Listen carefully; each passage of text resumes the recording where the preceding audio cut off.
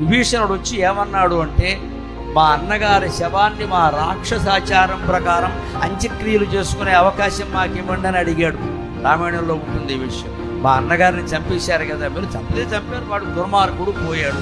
మా ఆచారం ఒకటి ఉంటుంది కదా, మీ క్షత్రియాచారాలు ఇక్కడ పనికిరావు కదా, కులాచారాలు ఉంటాయి.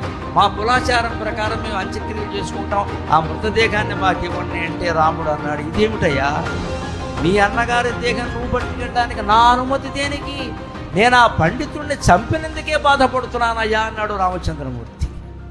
రావణుడు బ్రహ్మజ్ఞాని, వేదజ్ఞాని, అపూర్వమైన స్తోత్రాలు, శివతాండవ స్తోత్రం లాంటివి రచించిన మహానుభావుడు. అకర్వ సర్వమంగళాకలాకదంబ మంజరి రసప్రవాహ మాధురి విజృంభణా మధువ్రతం స్మరాంతకం పురాంతకం భవాంతకం మఖంతకం గజంతకం ధకంతకం దమంతకంతకం భజే జయత్వద ప్రవిభ్రమ భ్రమద్భుజంగమస్వసత్ జయత్వద ప్రవిభ్రమ భ్రమద్భుజంగమస్వసద్వినిర్గమక్రమస్ఫురత్కరాలభాలహవ్యవాట్ ధిమిద్ధిమిద్ధిమిధ్వనం మృదంగతుంగమంగళ ధిమిద్ధిమిద్ధిమిధ్వనం మృదంగతుంగమంగళ ధ్వనిక్రమ ప్రవర్తిత ప్రచండ తాండవగా శివగా.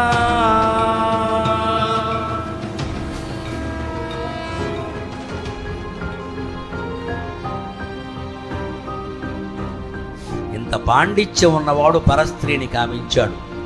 పండితుడైనంత మాత్రాన తప్పు చెయ్యుడు అనుకోవడం పొరపాటు. జ్ఞాని వేరు, పండితుడు వేరు. పండితులు శ్లోకాలు అప్పగిస్తారు, జ్ఞానం ఉంటుందని లేదు.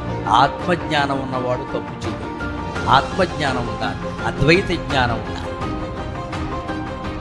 అప్పుడు వ్యామోహాల్లో పట్టిబెట్టని బంగారాన్ని ఒకలా చూడగలగాలి. అప్పుడు వ్యామోహాల్లో పట్టు.